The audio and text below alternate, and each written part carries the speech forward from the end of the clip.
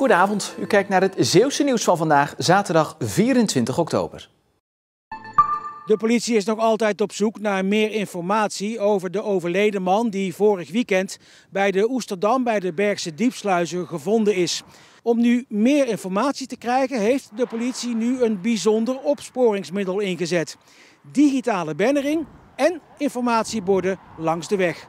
Omdat dit toch een gebied is waar wel heel veel mensen passeren, maar niet heel veel mensen wonen. Een buurtonderzoek, dat kunnen we dus niet doen.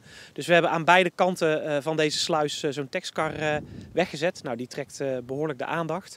En we hebben het ook gecombineerd met digitale banners. En dat betekent dat iedereen die hier gistermiddag vanaf 1:00 of 3 tot vanochtend 10:00 was en zijn telefoon opent, dus op internet gaat op zijn smartphone, die krijgt een bannertje te zien. Eigenlijk de ouderwetse oproep. De politie vraagt uw aandacht voor het volgende. Wie met grote snelheid langs deze borden rijdt, zou wel eens wat informatie kunnen missen. Ik denk dat je het helemaal niet ziet, denk ik. Want je bent bezig met die sluizen zo, maar er staan ook nog borden bij.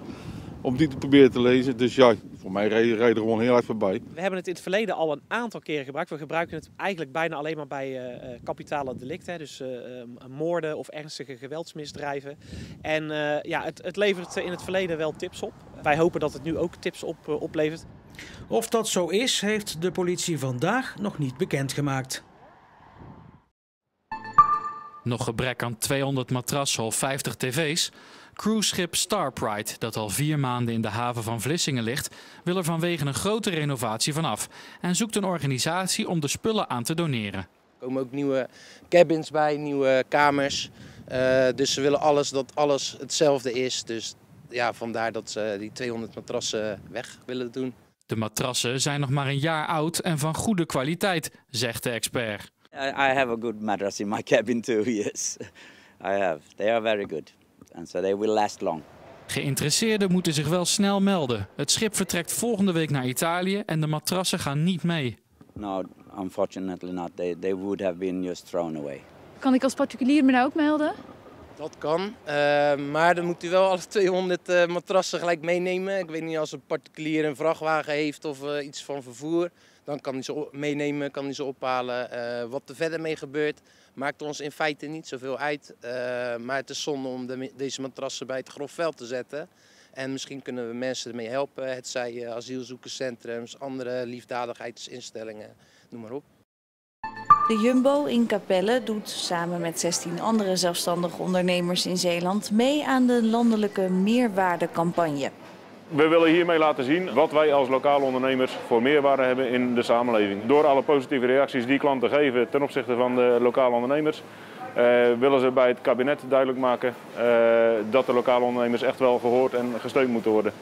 Het boek reist het hele land door en blijft 3 dagen liggen bij de deelnemende winkel, zodat klanten erin kunnen schrijven.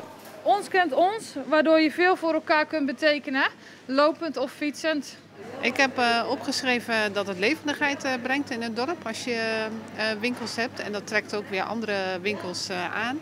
En het is makkelijk dat het dicht in de buurt is, zodat je op de fiets je boodschappen kan doen en niet naar Goes hoeft met de auto. Dus het is ook weer goed voor het milieu.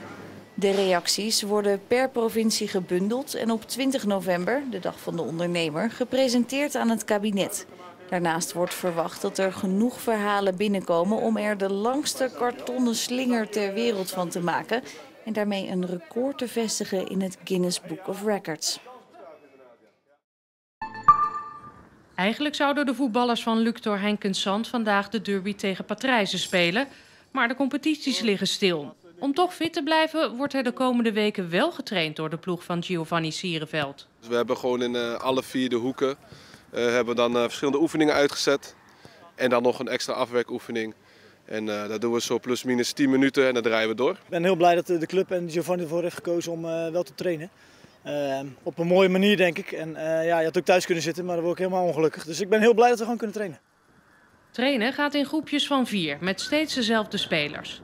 Voetbal blijft een contactsport, maar contact dat is op dit moment verboden. Dus krijgen de spelers andere oefeningen voorgeschoteld. Ik denk dat het voor de spelers minder leuk is, omdat je natuurlijk op voetbal bent gegaan om te voetballen. En je mist die duels, je mist eigenlijk die contact met elkaar. En dat kan nu niet. Dus dat gaat wel vervelen op een gegeven moment. Maar ja, het is niet anders. Als je klaar met training, het leukste is wat je gaat doen, is het partijtje natuurlijk. En dat mis je. Maar ja, ik vind de training nog steeds heel leuk. Dus we gaan moe en voldaan naar huis uiteindelijk.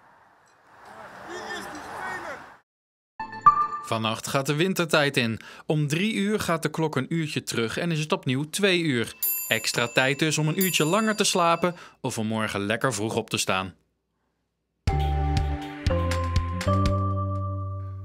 De herfst is nog mooi als het zonnetje schijnt en het waaide vandaag niet al te hard, windkracht 4 tot 6. Zeker in het bos was het nog goed toeven, maar het werd toch steeds meer een flets zonnetje en het raakte ook helemaal bewolkt. Er nadert immers ook een front uit Engeland. In de loop van de nacht en vooral morgenochtend in de eerste vroege uren zijn er een paar fasen met regen te verwachten. Lokaal kan wel een millimeter of 5 vallen. En er staat vrij veel wind, windkracht 5 tot 7 uit het zuiden vannacht. Die regenzone gaat dan voorbij morgenochtend. Er vallen nog wel een paar buien. Maar morgenmiddag kan de zon af en toe doorbreken. Dat betekent trouwens niet dat het helemaal droog blijft. Vooral aan zee is er later in de middag en morgenavond weer kans op enkele buien. De maximumtemperatuur die is een graad of 13 bij windkracht 4 tot 6 uit het zuidwesten morgenmiddag. Wat mogen we dan volgende week verwachten? Wel, maandag is er vooral in de kustzones kans op enkele flinke buien. Kans op onweer ook. Dinsdag valt er verspreid een bui, maar dan zijn er ook meer opklaringen. Daarna komt er af en toe een zon met regen van de oceaan naar ons toe, afgewisseld door een paar zonnige perioden. En tot zover voor nu. Hierna ben ik natuurlijk nog met u terug met Zeeland de Week. Dus graag tot zo en anders nog een fijne avond.